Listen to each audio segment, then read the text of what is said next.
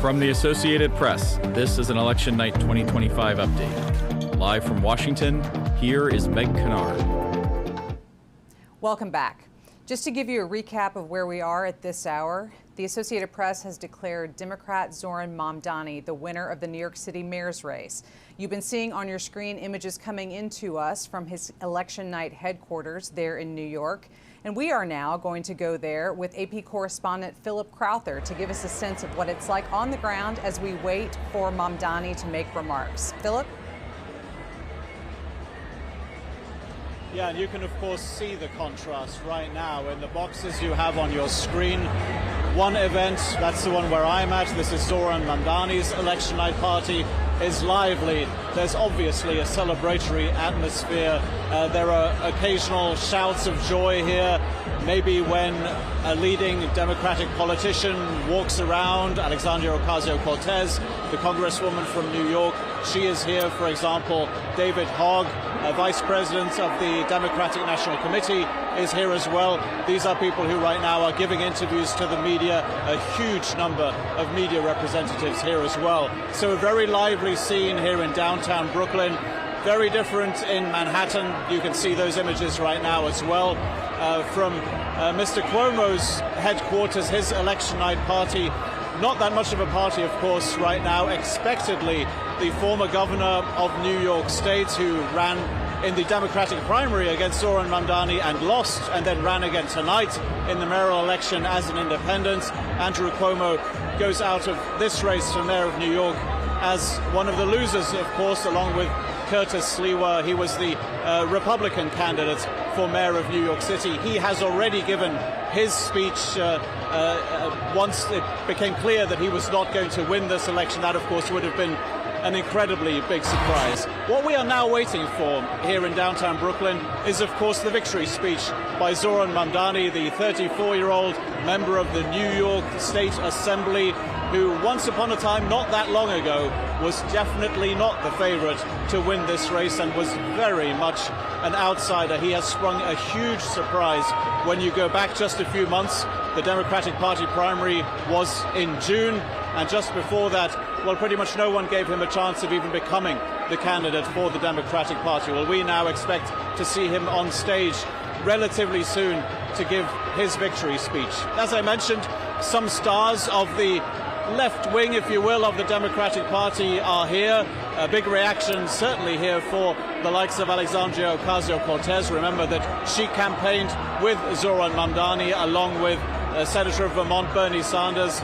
These two of the big supporters of Zoran Mamdani, both of course also describe themselves, as does Mamdani, they describe themselves as democratic socialists. We again are hearing some shouts of celebration here in the room. Maybe that is an indication that we're getting a little bit closer to the speech by Zoran Mamdani. I can tell you at this point that we have not been given any indication by the campaign exactly when he will be taking the stage. What we did have, though, was a very early race call by the Associated Press, around 45 minutes after polls closed here in New York City at 9 p.m. Eastern Time. That is when it became official that Zoran Mamdani was going to become the next mayor of New York City. He will be inaugurated in January. And the call came so early, in fact, that quite a few of his supporters who had been lining up outside to get into this venue hadn't entered yet. They entered to the news that their favorite candidate was going to become the next mayor of New York City. Generally, though, there is very much a celebratory atmosphere, not just here at the headquarters for Zoran Mamdani, but also in Democratic Party circles right now, with those two victories in the race for the governorship in Virginia and in New Jersey, and obviously here, the victory for Zoran Mamdani. Those are three very high-profile Democratic wins tonight here. Of course, for Zoran Mamdani, it's not a surprise that a Democrat wins in New York City. But for someone who describes himself as a democratic socialist, it is certainly a surprise, and something also that, of course, brought the ire of President Donald Trump. The White House has already commented on this victory by Zoran Mamdani with a meme that says that Donald Trump is your president. So the reactions coming in thick and fast. The most important one, of course, is going to be that of the candidate himself. Again, we expect Zoran Mandani to be on stage here in downtown Brooklyn very soon indeed, and we will, of course, bring that speech to you live as well. Thank you, Philip. We really appreciate those updates from Mamdani's headquarters. And I wanted to ask you, what are you hearing about Andrew Cuomo and his performance tonight? Is there any indication of how supporters of his might be feeling? You mentioned his performance tonight as an independent candidate after losing the Democratic primary, but what do we expect to see or hear from him tonight? Well, what you'd expect to hear, logically, would be a concession speech from the former governor of New York. That has not happened yet. You can see in the images, obviously, that Andrew Cuomo's election night party is not exactly a very festive affair, because at the end of the day, he will have lost twice to Zoran Mandani. First of all in June in the Democratic Party primary, and then tonight again in the race for mayor of New York City. We don't yet know what exactly the difference will be, the percentage difference between the two candidates, but it looks like this is going to be a pretty handsome victory indeed for Zoran Mandani. And I think that most likely is going to be chalked up as, well, an embarrassment for the former governor of New York, who of course has a lot of political clout, who has a long history in New York state politics, the type of history that Zoran Mandani obviously does not have.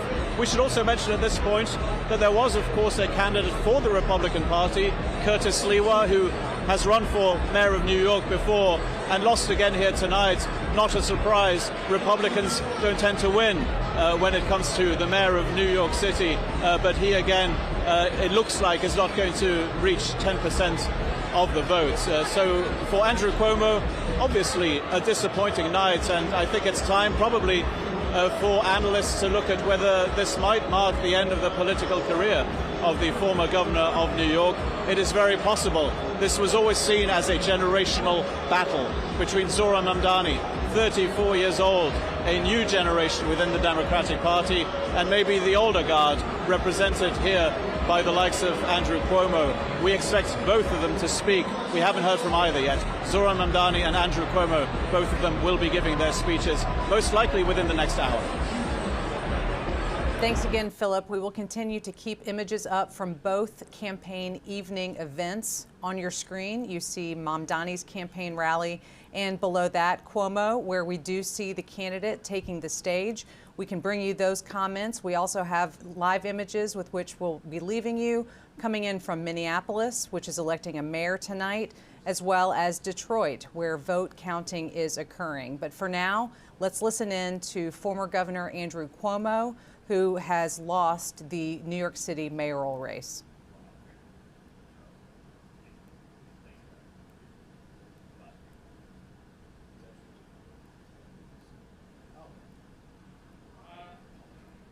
Let me, I love you too. I love you too. Let me acknowledge part of my special campaign team. We have from the right, Telef Lundaval, the new son-in-law, husband of Mariah. We have Mariah, Cara, Michaela. I want to thank our campaign chairman, Bill Mulrow, our great campaign manager, Greg Goldner. I want to thank Mayor Adams, who stepped out of the race to make us more competitive, and that was a very gracious thing to do. I want to thank Mayor Bloomberg, who gave us his support, Governor David Patterson, all the unions, and I am blessed. I am blessed to have the people in this room. You have been a phenomenal team, great friends. You are superstars. Even more, you are New York patriots, and I am proud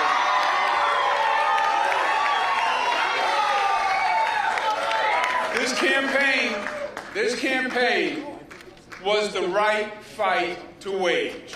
And I am proud of what we did and what we did together. This campaign was to contest the philosophies that are shaping the Democratic Party, the future of this city, and the future of this country.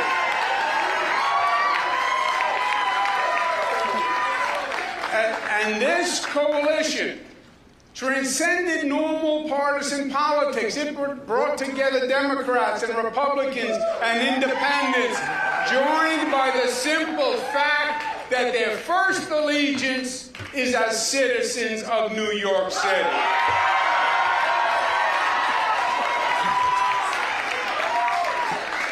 Two million voters, the largest number in modern political history, cared enough to show up in a municipal election. And 42% voted for us on an independent line.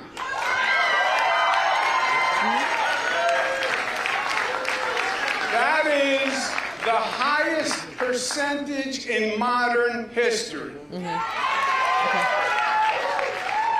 Ironically, it is just higher than when Mario Cuomo got 40% on an independent line against Ed Koch in 1977. It's also important to note that almost half of New Yorkers did not vote to support a government agenda that makes promises that we know cannot be met.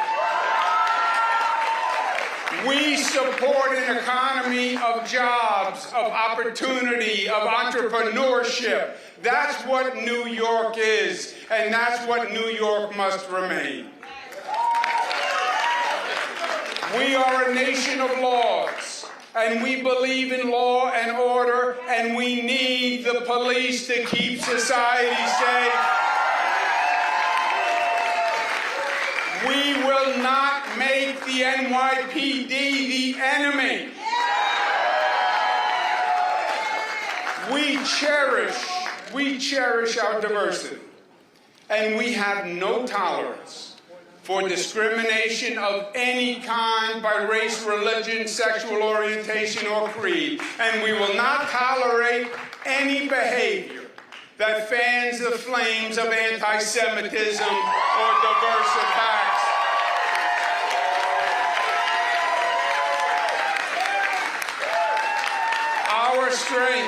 Our strength is our unity. Black, white, brown, Christian, Muslim, Jewish, Buddhist, we are one. We are the family of New York. We believe in interconnection and mutuality and codependence. And you attack one of us, you attack all of us. That is what it means to be a New Yorker. No one and nothing will ever divide us.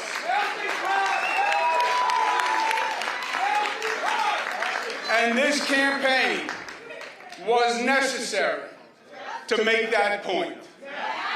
A caution flag that we are heading down a dangerous, dangerous road. Well, we made that point, and they heard us, and we will hold them to it. Also, my friends, feel proud, because we accomplished the two important New York characteristics. We got up off the mat after the primary, and we made it a real race when the media had already commenced the coronation. And feel proud, because we fought our hearts out and we left it all on the field.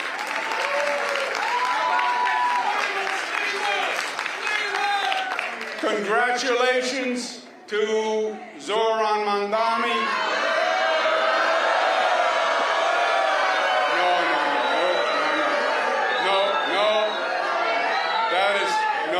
That is not right. That is not right, and that is not us. That is not us. Tonight was their night, and as they start to transition to government, We will all help any way we can because we need our New York City government to work. We want it to work for all New Yorkers because our city is the greatest city in the world, and we will unite for New York City because we love New York City. And from the bottom of my heart, I thank each and every one of you. I love you for the fight you made, for the soul that you showed, and the example that you set. New York City heard us, and we will be the better for it. Thank you, God bless you.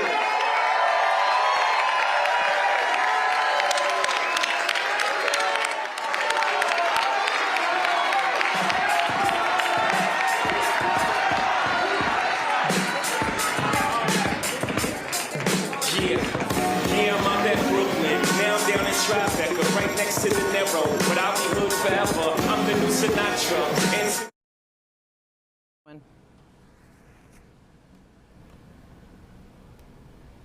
You've been listening to a concession speech from former New York Governor Andrew Cuomo as he acknowledges that he is not the winner of tonight's New York City mayoral race, which the Associated Press has declared was won by Democrat Zoran Mamdani. So joining me again is Sagar to kind of talk about this race. And now that we've seen the concession speech from Andrew Cuomo, we're still waiting on Zoran Mamdani. But Cuomo obviously is a very well-known figure in New York politics. He had run as a Democrat in the primary, lost to Mamdani to begin with, and ran as an independent in the general.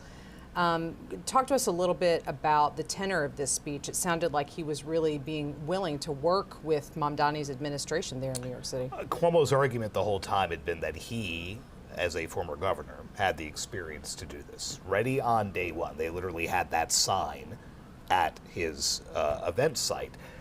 That he looks at a guy who is roughly half his age. Mamdani's 34, Cuomo's 67, beating him. Where else is there to go than to say, hey, maybe I can help the guy. Maybe I can help them, because the outstanding question right now is Mamdani ran this very ambitious campaign. How do you go about staffing that? How do you actually go about delivering on what some critics say are undeliverable promises that you've now made? Maybe he can get an ally in Andrew Cuomo, a man who ran the entire state and could have run the city. Cuomo, again, this is now his second loss to Mamdani. That has to sting as a man who held the highest elected office in that state. If he is, in fact, willing to help, one would think that would have to be a boon for the other people. He has the organizational skills. He has the veteran operatives around him that Mamdani may not.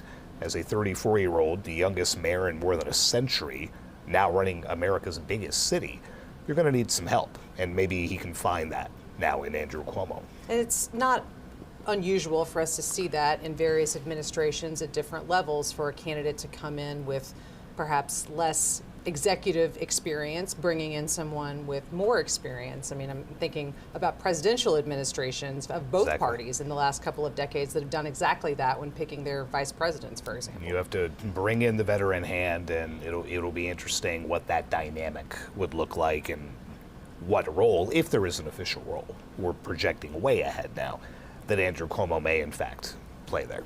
Yeah, for somebody like Andrew Cuomo, who's been in politics in and around New York for a very long time, you'd wonder what that next step is.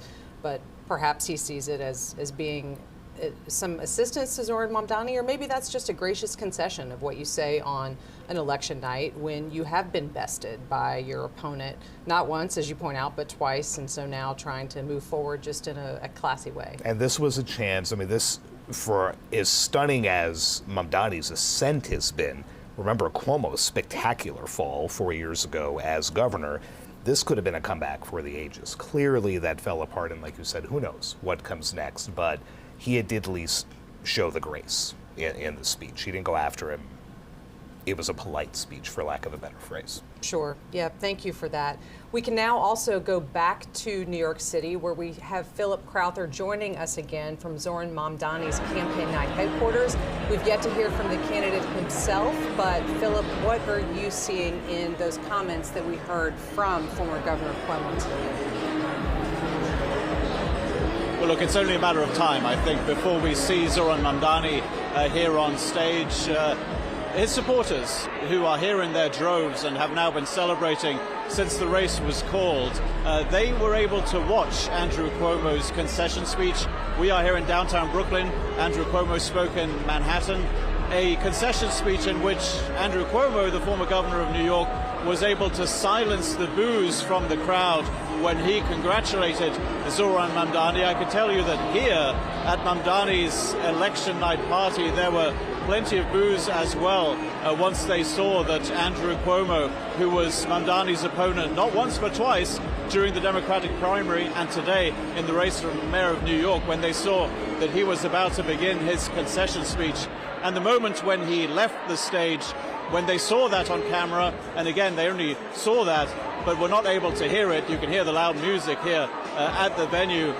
They essentially all waved him goodbye, happy to see the back of a man who twice tried to beat Zoran Mamdani and twice failed, after all, because it was in June when the Democratic Party held its primary, and that is when Andrew Cuomo was still a candidate for the Democratic Party and lost, surprisingly, to Zoran Mamdani.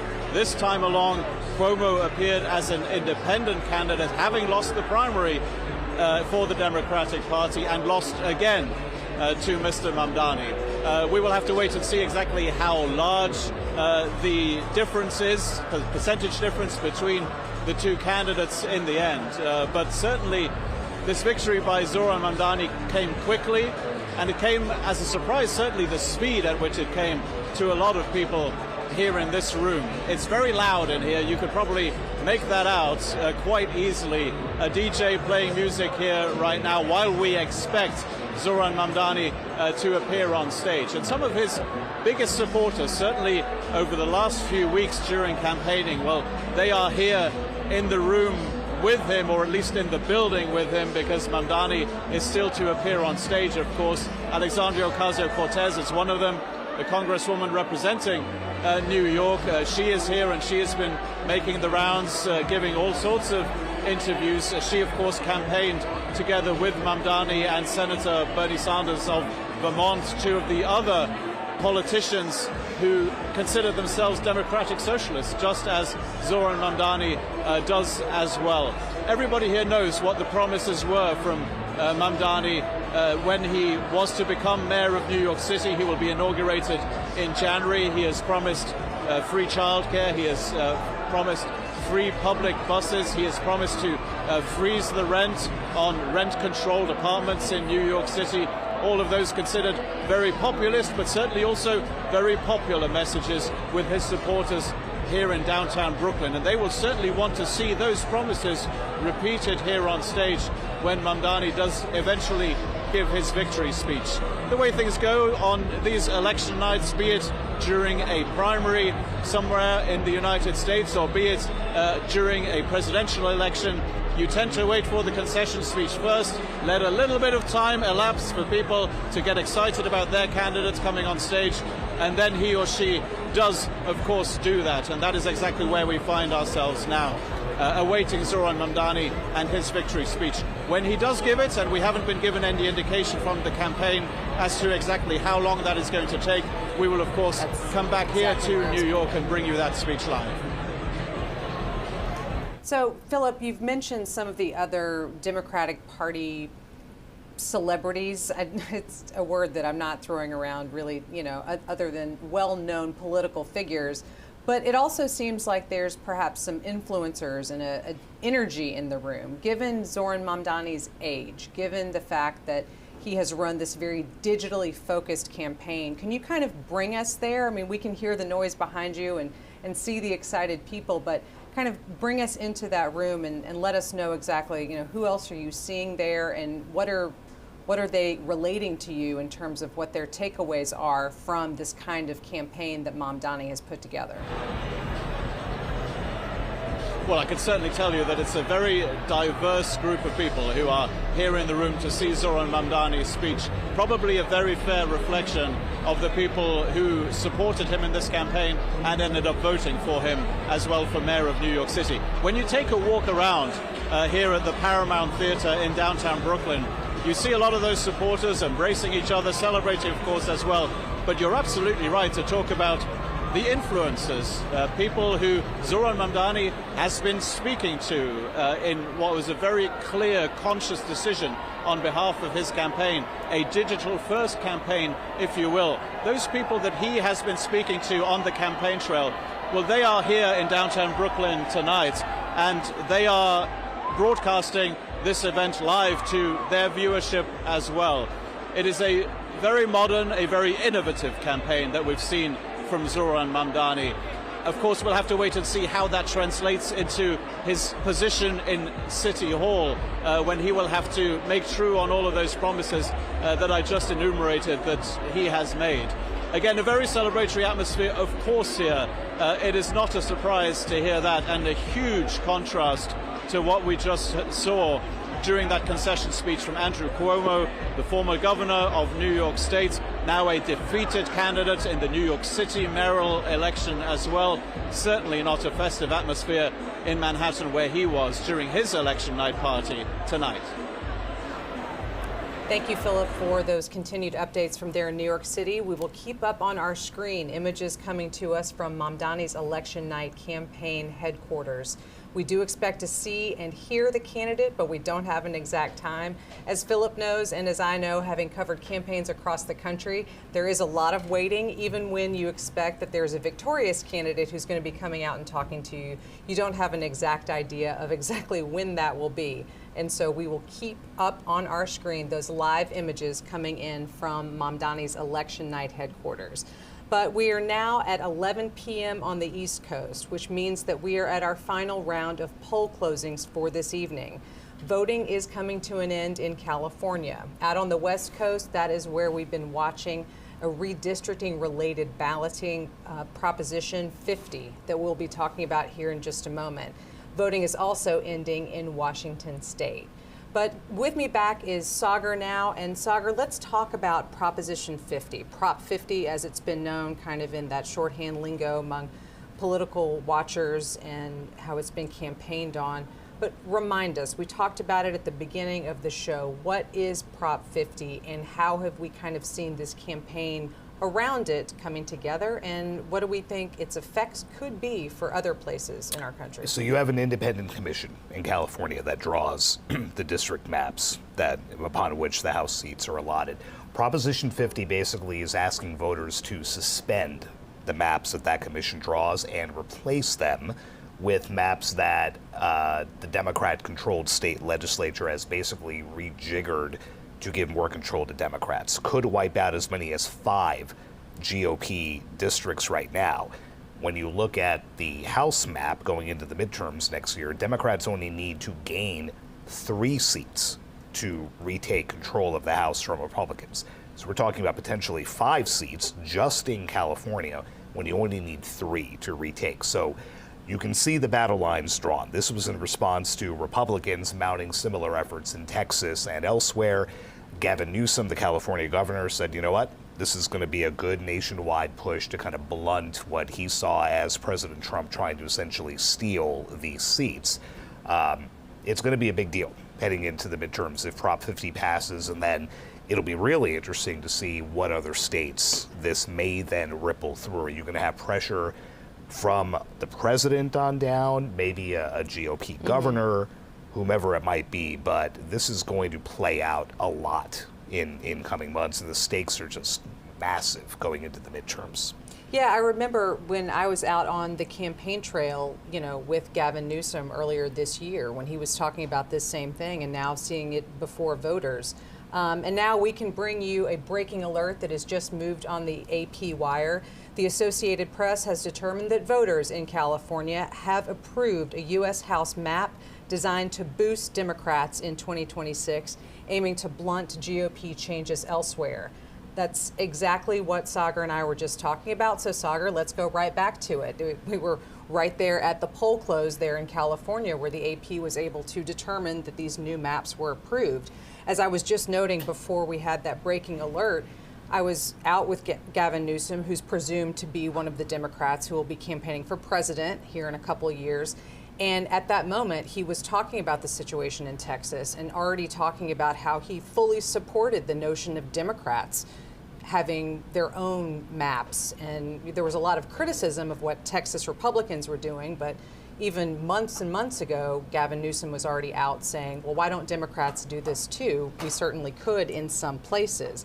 As you just noted, there are other states that are already kind of casting forward, maybe in a slower, different sort of process than we see in California, but with legislatures considering these new maps. So it's kind of already a cascading effect, particularly now we see with this California decision today. Yeah, and we'll see these cases come before state courts, perhaps even the Supreme Court, about just how legal it all is to do this mid-cycle. Keeping in mind the calculus for Republicans is the midterms of a presidential administration, 2 years in, that party usually takes a beating.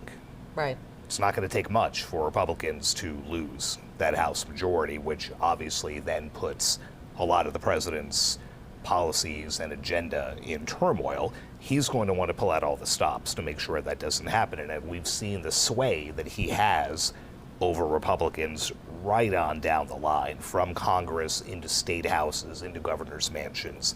So the ripple effects of this could be pretty interesting to come.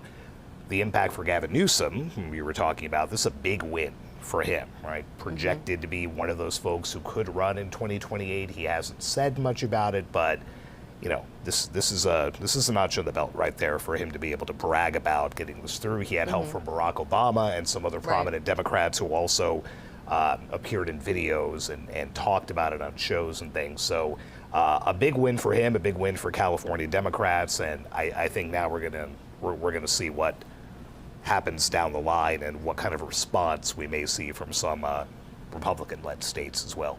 Yeah, when we were talking earlier in the evening about former President Obama being involved in the gubernatorial contest that we've been following, but you're right, he did also opt to get involved in this redistricting conversation, which I think some people who follow politics were a little bit surprised by, since former President Obama has been relatively quiet and hasn't been as vocal in terms of not just electoral politics, but also the greater issues. But I guess at this point, he has decided to wade into a few different issues, and redistricting being one of them, saying that he supported the way that California was doing it. So not necessarily every method that a state could choose in terms of adding or changing their maps, but at least he was also giving not even a tacit stamp of approval. I want to just interrupt myself to point out that on your screen, you are now seeing new images coming into us from California in the lower left quadrant. That is where we expect California Governor Gavin Newsom to be holding a news conference on Prop 50, which we've just been discussing. And there is also some movement in the upper right quadrant. That is where we are awaiting New York City mayoral race victor Zoran Mamdani to address the supporters at his campaign rally there in Brooklyn. We've been talking all night with our correspondent there on the scene, but we do see someone at the podium now, so we do expect that we'll be hearing from the candidate himself here shortly. So we'll keep our eyes on that on the screen and certainly bring you Zoran Mamdani's comments as soon as they begin.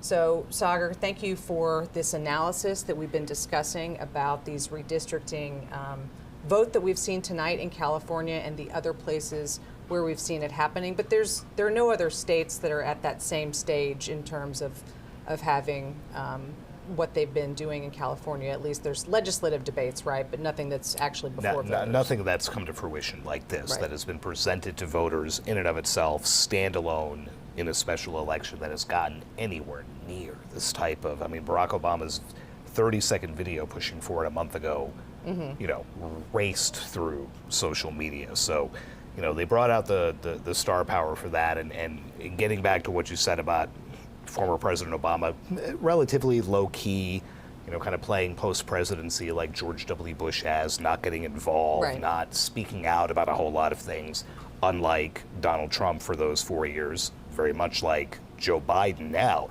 But, I mean, to give you a sense of what Obama has been like lately, he even pulled out one of the old greats when he was campaigning over the weekend in the governor's races, don't boo, vote. And the place went nuts. Right. Vintage 2008, 2012 Barack Obama trying to get Democrats energized again, and I think we're going to see a whole lot more of that.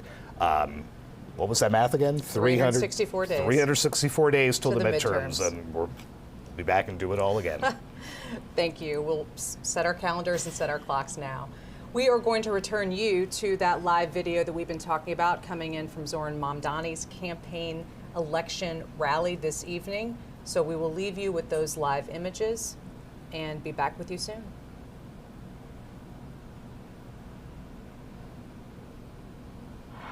I have been so honored to work with you, learn from you, and support you as you have faced unprecedented scrutiny and at times ugliness and threats from our opponents. You have built a historic campaign, so please give them all a round of applause.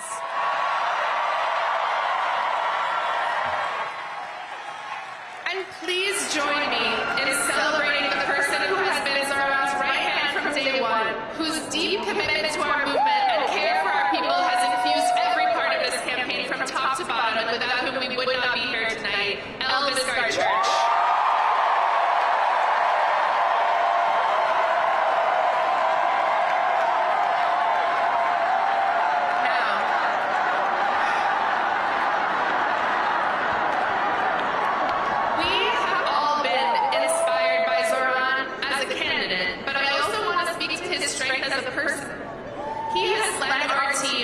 This movement with grace, curiosity, good humor, and thoughtfulness. And this race has been difficult. He has been the subject of attacks and threats, but he has truly risen above it all to give us hope. So please join me in giving Zoran, our friend, a round of applause.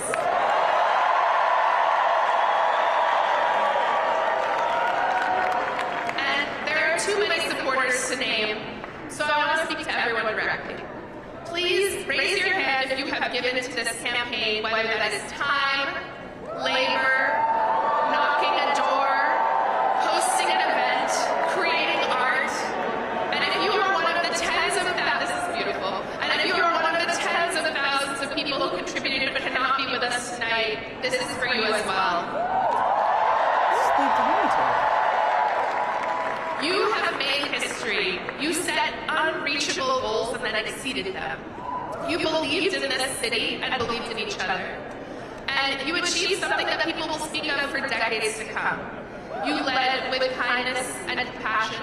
And most importantly, during a time of despair and rising fascism, you decided to fight for someone that you don't know. So thank you.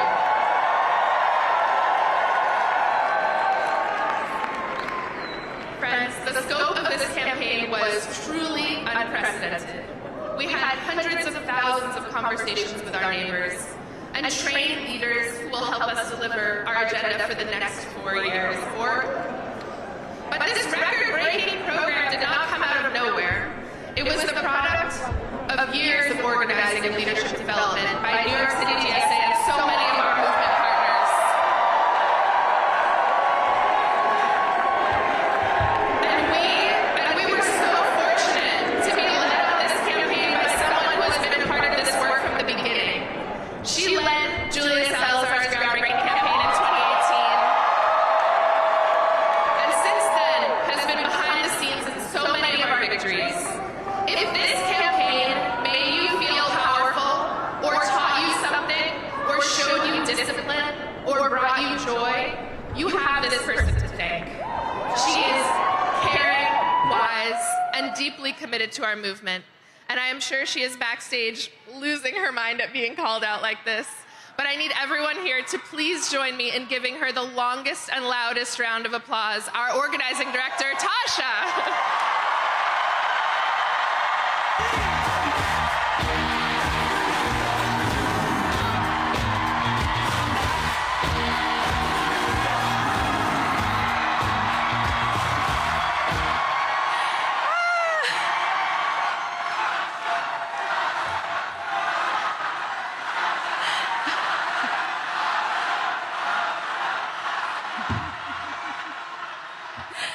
Thank you. This is very exciting. Thank you, everyone. I'm Tasha, and I've had the honor of being the field director on this campaign.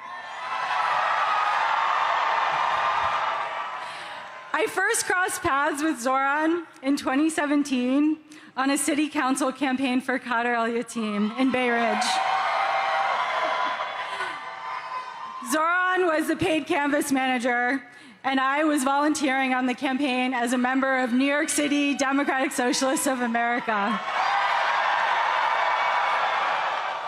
I don't think that we could ever have imagined that 8 years later, we would be here on election night for a mayoral campaign, 104,000 volunteers strong. 104,000 volunteers. We love numbers, we love metrics, but I want to talk first about what's behind those numbers. Every number is, in a way, an act of bravery. Door knocking is not the easiest thing. For many, including myself, it takes a moment of bravery at the beginning, asking a stranger something about their lives and sharing something about yours. Sharing what you want to see in the world, it can be daunting. Thousands of people did it. And every time, every volunteer went to a door and talked to a stranger, they offered their vision to that stranger and invited that stranger to be a part of shaping their vision. We love strangers. Every door knock and every phone call is a statement of belief that politics is for all of us. This campaign and this city is all of ours to shape. I also want to say something about field leads.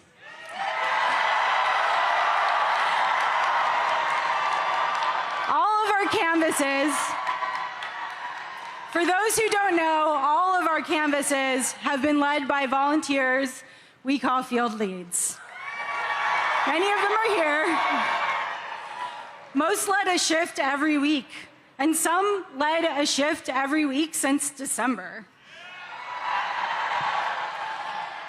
And every time they led a canvas, and they were the ones welcoming new volunteers into our movement. They were the ones who helped inspire folks coming out to canvas for the first time. Without those 700 people who chose to step into leadership in an uncertain moment and try something new and scary, this field operation at this scale would not have happened. Those 700 people prove that leadership isn't about having all of the answers, it's about the willingness to step into the unknown and inspire others to imagine something better. So here are the numbers. Over 104,000 volunteers made over 4.4 million calls. At around noon today, a volunteer knocked our 3 millionth door. Over 700 field leads have led over 5,700 canvases in 243 neighborhoods. 6,568 voters signed up to volunteer on the spot when they were canvassed by somebody. 8,389 voters signed up to volunteer when they were asked by a phone banker. These are unprecedented numbers. The bravery that you all have shown, that this field operation carried across all 5 boroughs, is going to transform our city. What all 100,400 of us have accomplished has rewritten the possibilities of mass democratic action. And it doesn't stop tonight. We all know that we won't stop at electing Zoran. We will continue to fight to bring the affordable of New York City to life. I am so excited to do that with all of you. And now I'm so honored to introduce the person you've been waiting to hear.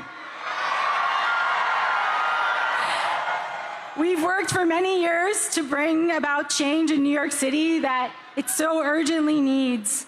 He's been a friend, and he is the next mayor of the greatest city on earth, Zoran Mamdani.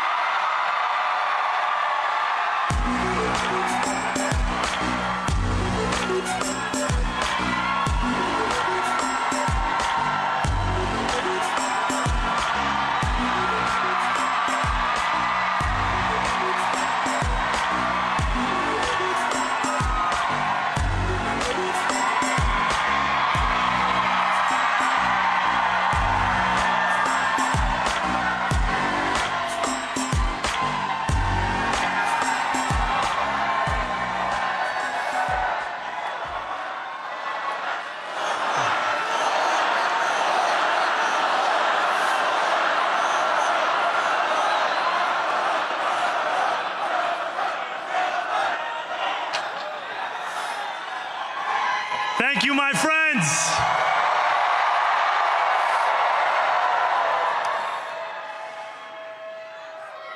The sun may have set over our city this evening, but as Eugene Debs once said, I can see the dawn of a better day for humanity. For as long as we can remember, the working people of New York have been told by the wealthy and the well-connected that power does not belong in their hands. Fingers bruised from lifting boxes on the warehouse floor, palms calloused from delivery bike handlebars, knuckles scarred with kitchen burns. These are not hands that have been allowed to hold power. And yet, over the last 12 months, you have dared to reach for something greater. Tonight, against all odds, we have grasped it. The future is in our hands. My friends, we have toppled a political dynasty.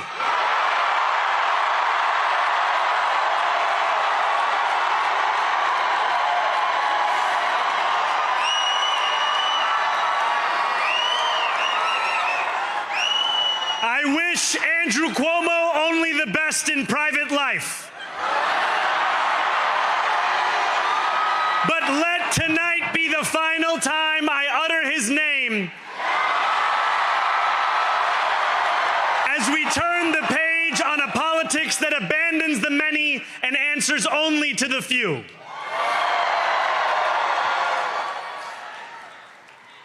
New York, tonight you have delivered a mandate for change,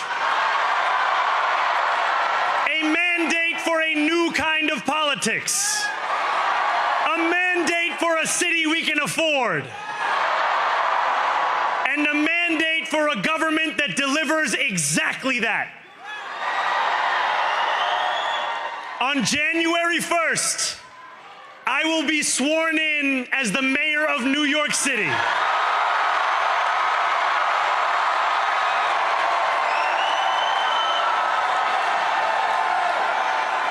And that is because of you. So before I say anything else, I must say this. Thank you. Thank you to the next generation of New Yorkers who refuse to accept that the promise of a better future was a relic of the past. You showed that when politics speaks to you without condescension